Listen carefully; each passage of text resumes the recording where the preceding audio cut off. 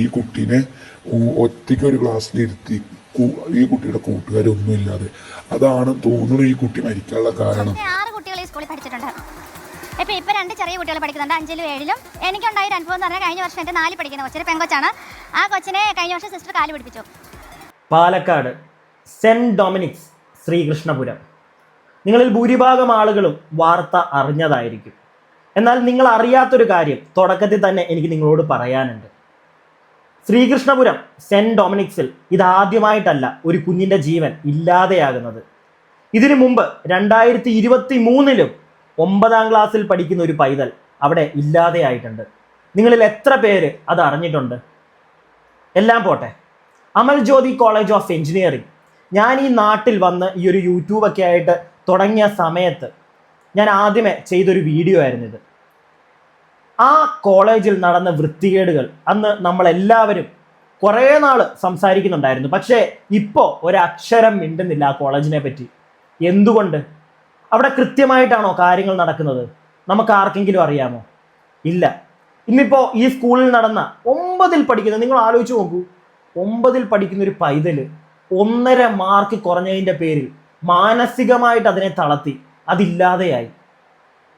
നമ്മുടെ നാട്ടിലെ സത്യം പറഞ്ഞു കഴിഞ്ഞാൽ ഇവിടെയുള്ള കുറേ ടീച്ചർമാരോടും പ്രിൻസിപ്പൽമാരോടും ഒക്കെ പുച്ഛം തോന്നുകയാണ്. ചില വൃത്തികെട്ട ഇതുപോലുള്ള ടീച്ചർ എന്ന് അല്ലെങ്കിൽ പ്രിൻസിപ്പൽ എന്ന് പേരിട്ട ചില മൃഗങ്ങൾ, അങ്ങനെ തന്നെ പറയണം, അവർ കാരണം ബാക്കിയുള്ള നല്ലവരായിട്ടുള്ള ഒരുപാട് ടീച്ചർമാരോടും പ്രിൻസിപ്പൽമാരോടും നമുക്ക് ദേഷ്യം തോന്നിപ്പോവുകയാണ്. നല്ലവരായ ടീച്ചർമാരും പ്രിൻസിപ്പൽമാരും ഒക്കെ എന്നോട് ക്ഷമിക്കുക, ഇത് പറയാതിരിക്കാൻ വയ്യ, മനസ്സിൽ വന്നതാണ് ഞാൻ പറയുന്നത്. എനിക്ക് കുറച്ച് കാര്യങ്ങൾ വളരെ വിശദമായിട്ട് നിങ്ങളോട് പറയാനുണ്ട്. നമുക്ക് വീഡിയോയിലേക്ക് പോകുന്നതിന് മുമ്പ് ഒരു കാര്യം കൂടെ, എൻ്റെ ചാനൽ ആദ്യമായിട്ട് കാണുന്ന ഒരാളാണെങ്കിൽ ഒന്ന് ചാനൽ സബ്സ്ക്രൈബ് ചെയ്യുക, വീഡിയോയ്ക്ക് ഒരു ലൈക്കൊക്കെ തരിക. ഇനി നിങ്ങൾ ഈ വാർത്തയൊന്ന് കേൾക്കുക, എന്നിട്ട് ഞാൻ ബാക്കി കാര്യങ്ങൾ പറയാം. ഇതിൻ്റെ തുടക്കത്തിൽ തന്നെ ഈ വാർത്തയിൽ ഒരു പ്രിൻസിപ്പൽ, അതായത് ഈ സെന്റ് ഡൊമിനിക്സിലെ തന്നെ പ്രിൻസിപ്പൽ ഒരു കാര്യം പറയുന്നുണ്ട്. അവർ പറയുന്നത് എന്താണ് നിങ്ങൾ കേൾക്കൂ, എന്നിട്ട് എനിക്ക് അവരോട് ഒരു കാര്യം ചോദിക്കാനുണ്ട്. എൻ്റെ ഭാഗത്ത് നിന്ന് എനിക്ക് ഭയങ്കര സങ്കടമുണ്ട്. കൊച്ചു മരിച്ചാലൊക്കെ എനിക്ക് ഭയങ്കര വിഷമമാണ്. നമ്മൾ ഒരുപാട് പ്രാർത്ഥിക്കുകയൊക്കെ ചെയ്യുന്നുണ്ട്, പാരൻസ് ഒരുപാട് വേദനിക്കുന്നുണ്ടെന്നറിയാം. ഞങ്ങൾക്കറിയില്ല സാർ, എനിക്ക് അങ്ങനെ പറയാനായിട്ട്. ഡീഗ്രേഡ് ചെയ്തെന്ന് പറഞ്ഞിട്ടില്ല, നമ്മൾ റീ എക്സാം എഴുതേണ്ടി വരും എന്ന് മാത്രമേ പറഞ്ഞിട്ടുള്ളൂ. റീ ടെസ്റ്റ് എടുത്തിട്ട് പിന്നെ അവരെ അടുത്ത ക്ലാസ്സിൽ അങ്ങനെ കയറ്റിയിട്ട് അത് അങ്ങനെ തന്നെയാണ് നമ്മൾ ചെയ്യാറ്. അങ്ങനെ തന്നെയാണ് അവർ ചെയ്യാറ്. ടീച്ചറെ അല്ലെങ്കിൽ പ്രിൻസിപ്പളെ, 9ാം ക്ലാസ്സിലല്ലേ ആ കുട്ടി പഠിക്കുന്നത്?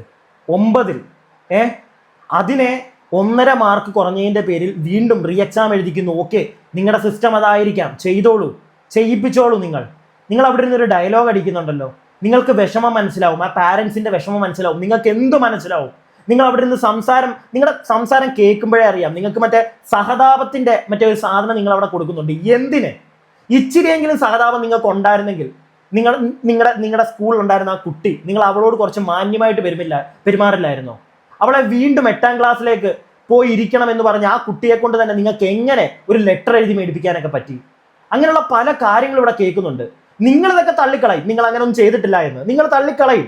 നിങ്ങൾക്ക് അല്ലാതെ അത് സമ്മതിക്കാൻ പറ്റത്തില്ലല്ലോ, നിങ്ങൾ തള്ളിക്കളയുന്നുണ്ട്. പക്ഷേ അവിടെ പഠിക്കുന്ന കുട്ടികളുടെ പാരൻസ് എല്ലാം ഇതിനെ യോജിക്കുന്നുണ്ട്. അവർ പറയുന്നുണ്ട് ഇങ്ങനെയുള്ള കാര്യങ്ങൾ അവിടെ നടക്കാറുണ്ട്. എന്തിന്? നിങ്ങളുടെ PTA തന്നെ ഉള്ളായിരുന്ന ഒരു സ്ത്രീ, അവർ കുറച്ച് കാര്യങ്ങൾ പറയുന്നുണ്ട്, അവരുടെ കുട്ടിക്കുണ്ടായ അനുഭവം. എല്ലാവരും പറയുന്നു നിങ്ങളുടെ സ്കൂൾ ശരിയല്ല, നിങ്ങളുടെ അവിടുത്തെ ടീച്ചർമാർ കുട്ടികളെ മാനസികമായി തളർത്തുന്നു. എങ്ങനെ പറ്റുന്നു നിങ്ങൾക്ക് ഈ പ്രിൻസിപ്പളിനോട് നമുക്ക് ചോദിക്കാൻ പറ്റില്ല. അവരിപ്പോൾ ഈ പറയുന്ന കണക്ക് മാതാപിതാക്കളുടെ, എനിക്കറിയില്ല ഒരു മാതാവിൻ്റെയും പിതാവിൻ്റെയും വേദന നമുക്ക് പറയാം, നമുക്ക് മനസ്സിലാവുന്നു. പക്ഷെ ഒരു പരിധി കൂടുതൽ നമുക്ക് അറിയില്ല. കാരണം നമ്മൾ ആ പ്രോസസ്സിലൂടെ കടന്നു പോകുമ്പോഴേ നമുക്ക് മനസ്സിലാവുള്ളൂ. ഞാനൊരു പിതാവല്ല, എനിക്കതുകൊണ്ട് തന്നെ അറിയില്ല. മറ്റൊരാളുടെ കാണുമ്പോൾ ആ സങ്കടത്തിൽ പങ്കുചേരാം, മനസ്സിലാവുമെന്ന് പറഞ്ഞെങ്കിൽ പോലും എനിക്കൊരു അനുഭവം വരുമ്പോഴല്ലേ എനിക്ക് മനസ്സിലാവുള്ളൂ. ഈ കന്യാസ്ത്രീ അവർക്ക് മനസ്സിലാവുമോ? ഇല്ല. അതിന് നിങ്ങൾ നൊന്ത് പ്രസവിച്ചൊരു കുഞ്ഞ് നിങ്ങൾക്ക് ഉണ്ടാവണം, അതിപ്പോൾ പോകണം, അപ്പോഴേ നിങ്ങൾക്ക് ആ വേദന മനസ്സിലാവുള്ളൂ. അല്ലേ? നൊന്ത് പ്രസവിച്ച് ഒരുപാട് അമ്മമാർ ഈ വീഡിയോ കാണുന്നുണ്ടായിരിക്കും. നിങ്ങൾ പറ, എനിക്ക് പറയാം, അവരുടെ സങ്കടം മനസ്സിലാകും, അതിൻ്റെ കൂടെ നിൽക്കാം, ഇതെല്ലാം പറയാം. പക്ഷേ അനുഭവം അത് ചെറിയൊരു കാര്യമാണെന്ന് എനിക്ക് തോന്നുന്നില്ല.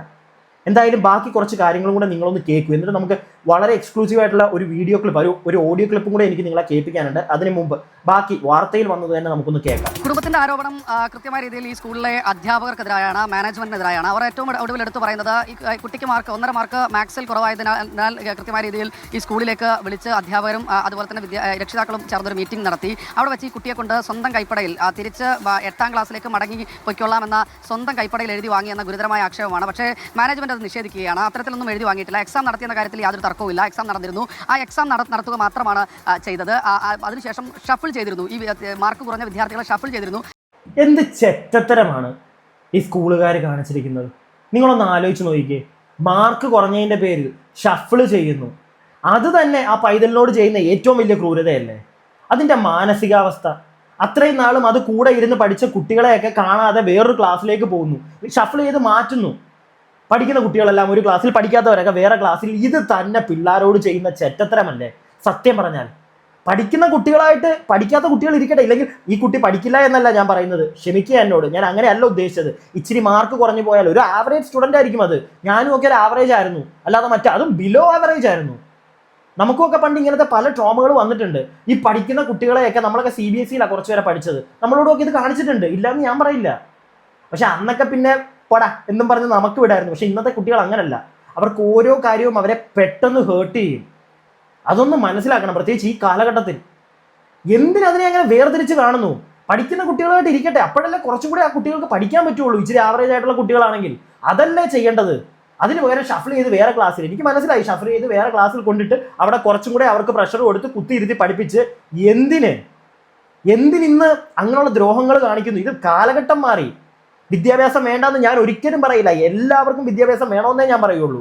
അതൊരു പെൺകുട്ടിയാണെങ്കിൽ എന്താണെങ്കിലും വേണം, പുരുഷൻ എന്തായാലും വേണം, വേണ്ടാതൊന്നും അല്ല കേട്ടോ പറയുന്നത്. ഞാൻ പോയിന്റ് ഔട്ട് ചെയ്ത് പറഞ്ഞതേ ഉള്ളൂ. കാരണം കുറേ ആളുകൾക്ക് പെൺകുട്ടികൾ പഠിക്കേണ്ട, അവരെ കല്യാണം കഴിപ്പിച്ച് ഇന്നും ഉണ്ട് അങ്ങനെ മൈൻഡുള്ളവർ.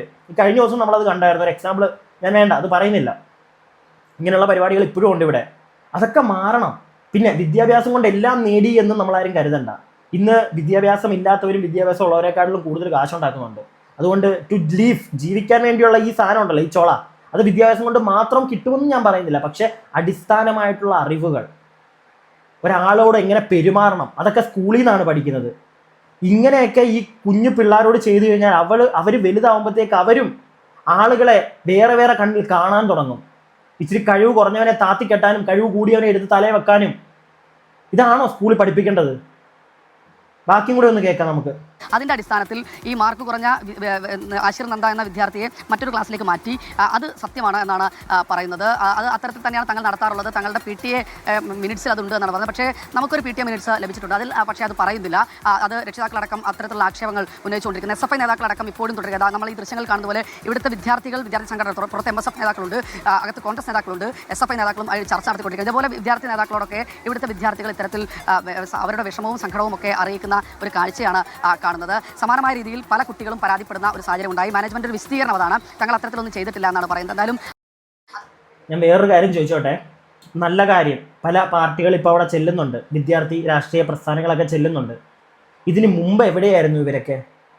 ഇതിന് മുമ്പ് ഒരു പ്രശ്നം വരുമ്പോൾ മാത്രമാണോ പൊക്കിയെടുത്തോണ്ട് അങ്ങോട്ട് ചെല്ലുന്നത്? പൊക്കിയെടുത്ത് ചെന്നു, വളരെ നല്ല കാര്യം. പക്ഷേ പകുതിക്ക് വെച്ചിട്ട് ഇട്ടിട്ട് പോകരുത്. അത്രേ എനിക്ക് പറയാനുള്ളൂ. ഞാൻ പറഞ്ഞില്ലേ, അമൽജ്യോതി കോളേജ് ഓഫ് എഞ്ചിനീയറിംഗ്, അവിടെ ഒരു പ്രശ്നം വന്ന ഒരു കുട്ടി, നിങ്ങൾ ആരെങ്കിലും ഓർക്കുന്നുണ്ടോ? ആരെങ്കിലും ഓർക്കുന്നുണ്ടോ? എവിടെ അതൊക്കെ?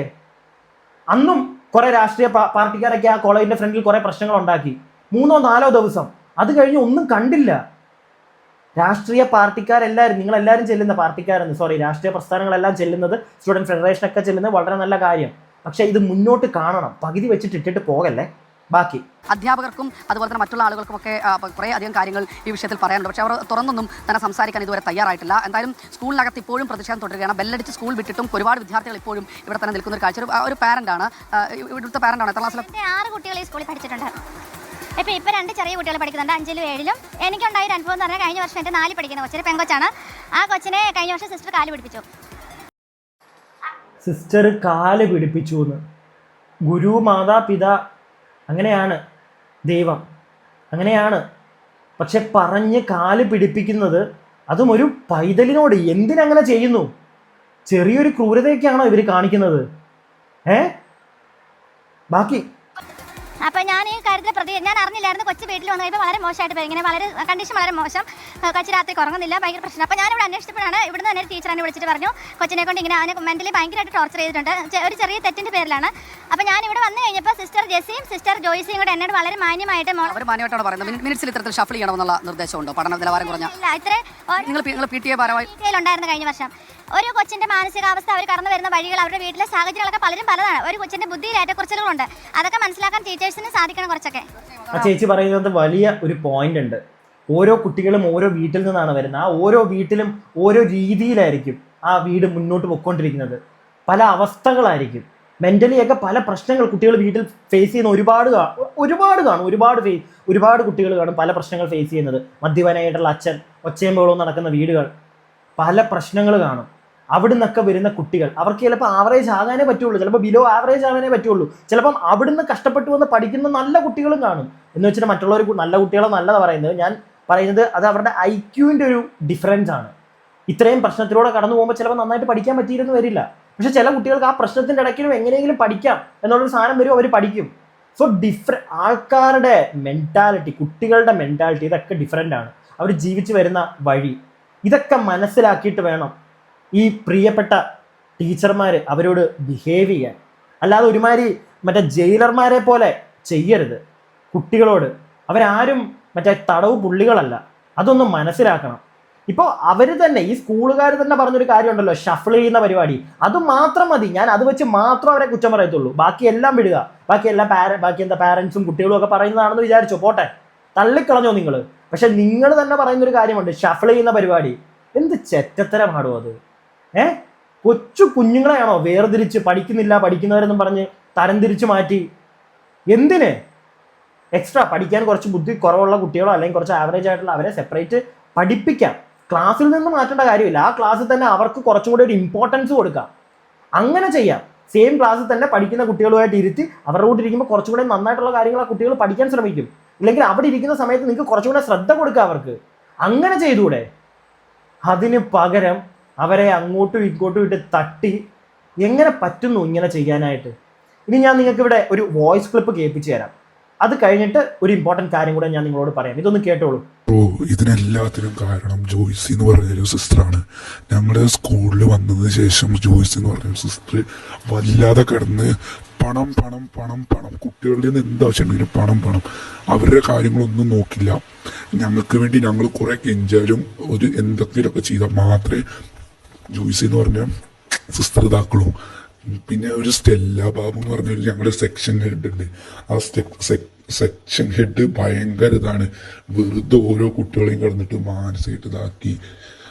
മാനസികം എന്ന് പറഞ്ഞു കഴിഞ്ഞാൽ അവരൊരു ഷൂവോ സോക്സ് ജസ്റ്റ് ഒന്ന് മാറിക്കഴിഞ്ഞാൽ തന്നെ ജസ്റ്റ് കളർ ബ്ലൂവിൻ്റെ വേറെ ഏതെങ്കിലും കളറായിക്കെ തന്നെ അപ്പം കിടക്കും.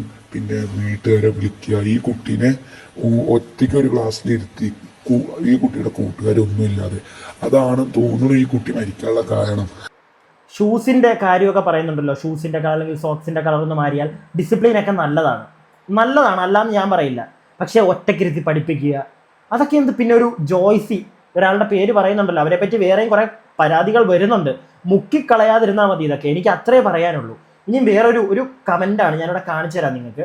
Good evening sir, I came here after seeing your comment. എൻ്റെ ഒരു സുഹൃത്ത് എനിക്ക് അയച്ചു തന്നെയാണ്. എനിക്ക് തോന്നുന്നു സായിയുടെ എന്തോ കമൻറ്റ് ബോക്സിൽ എന്തോ വന്നതാണെന്ന് തോന്നുന്നു. I came here after seeing your comment. I would like to say this is not the first time something unfortunate like this has happened.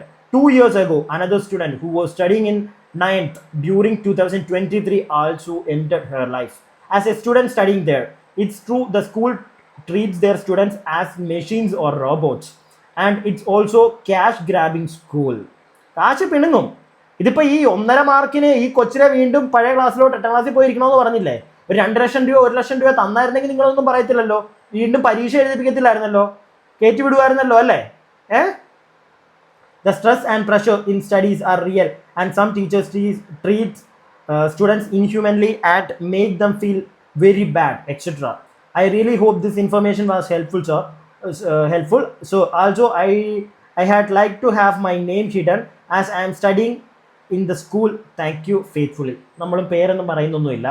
പക്ഷേ പുറത്ത് വന്ന് പറയാൻ കാണിച്ച ആ ഒരു മനസ്സിന് ഒരു കയ്യടിയുണ്ട്. അത് വേറെ കാര്യം. ഇത് എല്ലാവരും ചെയ്യണം, പക്ഷെ ആരും പിന്നോട്ട് പോകരുത്. ഈ കുട്ടിക്കെങ്കിലും നീതി കിട്ടണം എന്നുള്ളൊരു ആഗ്രഹം മാത്രമേ എനിക്കുള്ളൂ, വേറെ ഒന്നുമില്ല. ഈ ഒരു വീഡിയോ ഞാനിപ്പോൾ ഇങ്ങനെ ചെയ്യുമ്പോഴത്തേക്ക് എനിക്ക് ആക്സെപ്റ്റബിലിറ്റി കാര്യങ്ങളൊക്കെ വരും. ഞാൻ എല്ലാ വീഡിയോയും ഞാൻ പറയാറുണ്ട്, ചില വീഡിയോ നമ്മൾ ചെയ്യുന്നത് റവന്യൂ നോക്കിയല്ല, ഇത് റവന്യൂ നോക്കി ചെയ്യുന്ന ഒരു വീഡിയോ അല്ല. ഇതെങ്കിലും ഇവിടുത്തെ നിയമപാലകർ പ്ലീസ് നിങ്ങളൊന്ന് കണ്ണ് തുറന്ന് കാണണം. കാരണം ഞാൻ വീണ്ടും പറയുന്നു, ഇതിനു മുമ്പ് ഞാൻ ഈ നാട്ടിൽ വന്നപ്പോൾ ആദ്യം കേട്ടൊരു കോളേജിലെ ഒരു ഇഷ്യൂ ആയിരുന്നു, ആ അമൽജ്യോതി കോളേജിൻ്റെ. ഒന്നുമായില്ല. ഇതും അങ്ങനെയൊന്നും തള്ളിക്കളയരുത്, ഒരു അപേക്ഷയാണ്. അത്രേ ഉള്ളൂ. വീഡിയോ ഇഷ്ടപ്പെട്ട ഒരു ലൈക്കൊക്കെ തരിക. സബ്സ്ക്രൈബ് ചെയ്യാതെ കാണുന്നവർ സബ്സ്ക്രൈബ് ഒക്കെ ചെയ്യുക.